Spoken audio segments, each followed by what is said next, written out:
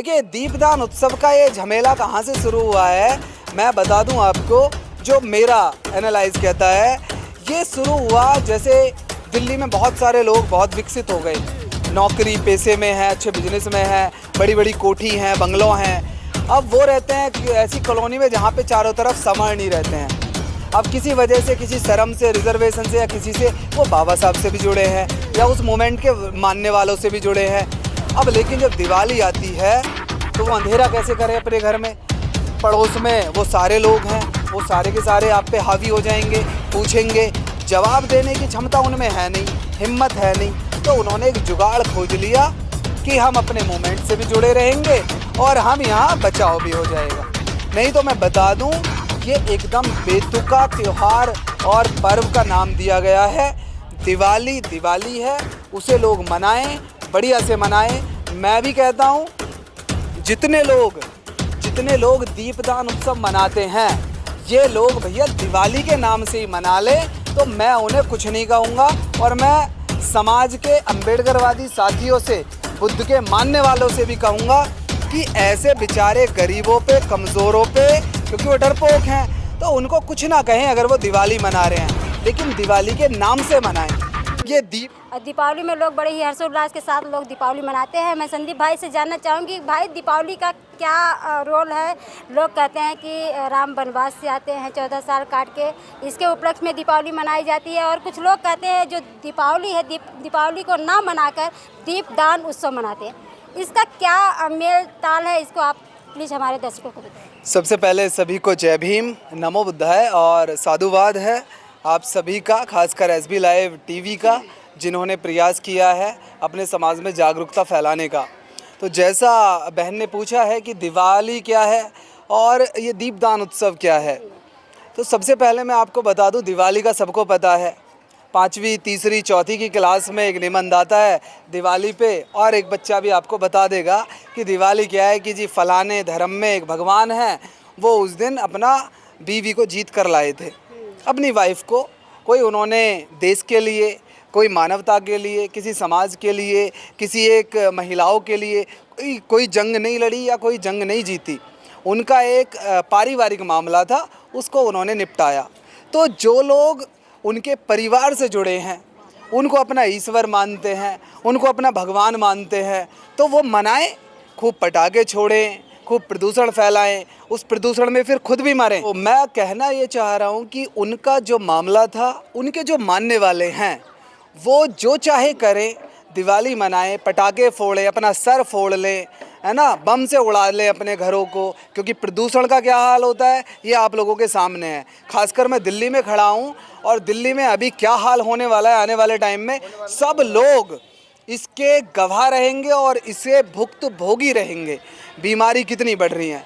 तो दिवाली का मामला सब लोग जानते हैं, बच्चे जानते हैं। तो दिवाली बहन कोई मना रहा है तो वो एक धर्म विशेष का त्यौहार है, वो मनाएं, हमें उससे कोई आपत्ति नहीं है।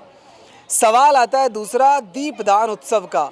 जो लोग बाबा साहब डॉक्टर अंबेडकर को मानने वाले हैं, जो लोग बुद्ध के मानने वाले हैं, उन्होंने कुछ समय पहले ही रिसर्च किया। अब पता नहीं उन्होंने कौन सा पहाड़ खोजा, कौन सी नदी के नीचे से वो शास्त्र निकाले, और उन्होंने कहा कि दिवाली नहीं, ये दीपदान उत्सव है, यानी कि दीपदान उत्सव है। समस्या ये रही, मैं कहता हूँ कि चलो ठीक है, मान लिया दीपदान उत्सव है। पहली बात तो अभी किसी ने भी उसका प्रमाण मजबूत नहीं दिया कि ये है क्यों मनाया जाता है और इसका कारण क्या था। दूसरी बात जो सबसे महत्वपूर्ण है, दिवाली मनाने का पूरा प्रोसेस तीसरी चौथी क्लास के बच्चे को पता होता है कि जी उस दिन क्या करते हैं, साफ़ सफाई करते हैं, फिर पकवान बनाते हैं, फिर पटाखे फोड़ते हैं।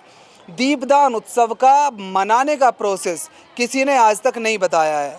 यानी कि आप स्वयं ही बता सकते हो कि आप दीपदान उत्सव मना रहे हो या दिवाली मना रहे हो। सामने वाला इस बात का अंदाज़ा नहीं लगा सकता, पता नहीं लगा सकता। क्यों? देयर इज़ नो डिफरेंस, ना सेलिब्रेशन में ना ही बाकी चीज़ों में। मोमबत्ती जलानी है उन्हें भी, वो भी मोमबत्ती जलाते हैं।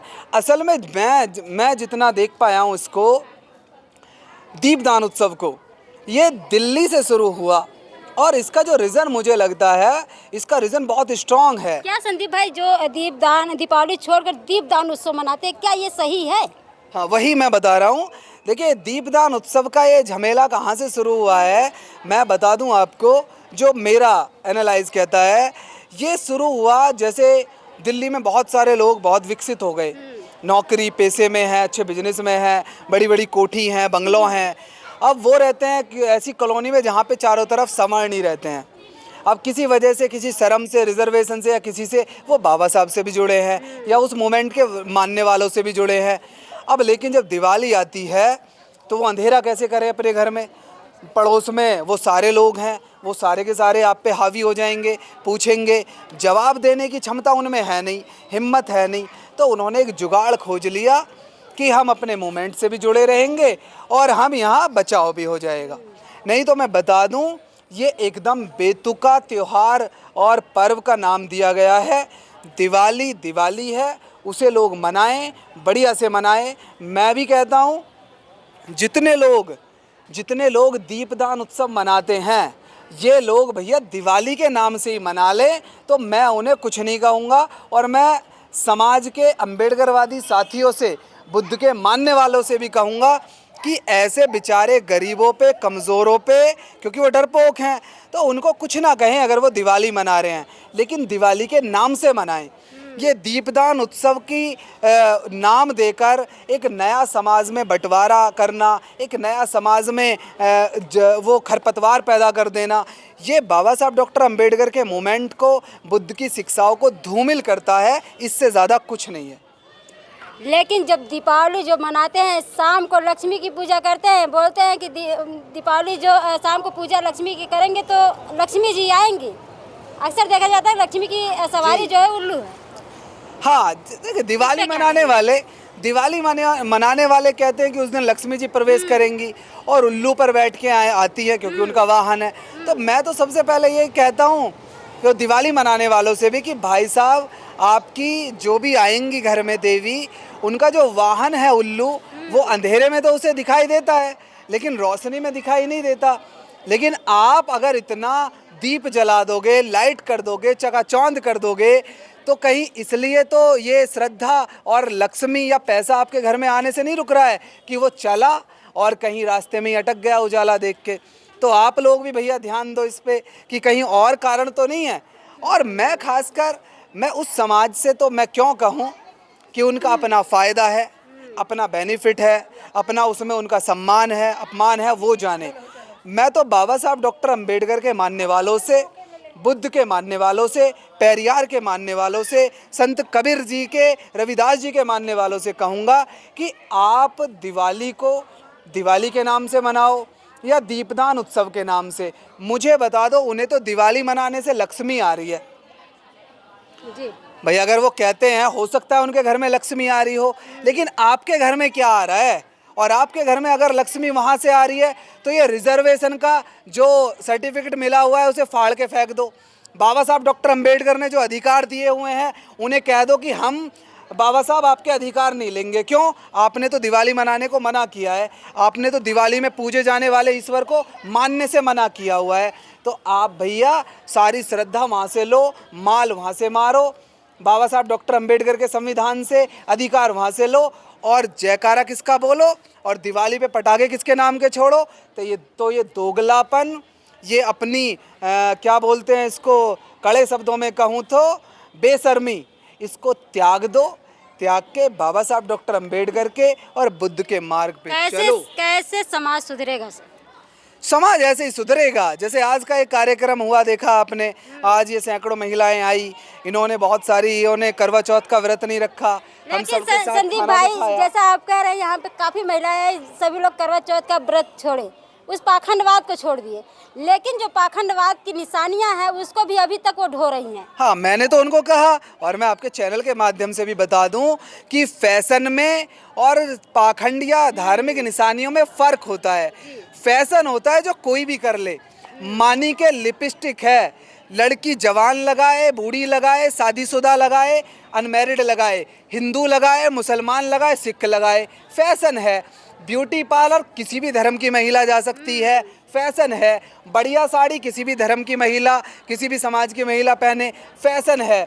अब ये धार्मिक चिन्ह जिन्हें हम पाखंड क्यों कहते हैं, क्योंकि ये पुरुष के लिए हैं, एक लिंग विशेष के लिए हैं, एक महिलाओं के लिए ही हैं स्पेशली। जैसे गले में मंगलसूत्र है, मांग में सिंदूर है ना, बिछियाँ हैं और चूड़ियाँ हैं। चूड़ियाँ आज भी कमज़ोरों की ही निशानी है। जब लड़ाई होती है तो महिला हो या पुरुष, वो आज भी यही कहते हैं, कमज़ोर को कुछ कहना हो तो चूड़ी पहन ले जाके। तो इस तरह के चिन्ह आप लोग फैशन ना बताकर पहने। ये पहन रहे हो तो आप ये नहीं कह सकते कि आप फैशन कर रहे हो, आप बाकायदे पाखंड अंधविश्वास में परिपूर्ण हो। ये थे हमारे साथ संदीप भाई। संदीप भाई बहुत बहुत स्वागत है आपका। बहुत बहुत धन्यवाद। आप सभी लोग हमारी बहन के चैनल को सब्सक्राइब करें, शेयर करें और समाज में जो जागरूकता फैली हुई है इसे बढ़ाने के लिए जगह जगह मीटिंग्स करें, छोटी बड़ी, और इस तरह की चीज़ें वीडियो देखें, शेयर करें। धन्यवाद। जय भीम। बहुत बहुत धन्यवाद सर। ये थे हमारे साथ संदीप भाई। जिस तरह से दीपावली और दीपदान उत्सव को लेकर यहाँ पर जो तालमेल था, उसके बीच में संदीप भाई अपनी बात रखे। इस वीडियो में आपकी क्या प्रतिक्रिया है, कमेंट बॉक्स में देना ना भूलें। मैं आपके साथ सुमन बौद्ध, SB लाइव 85 से।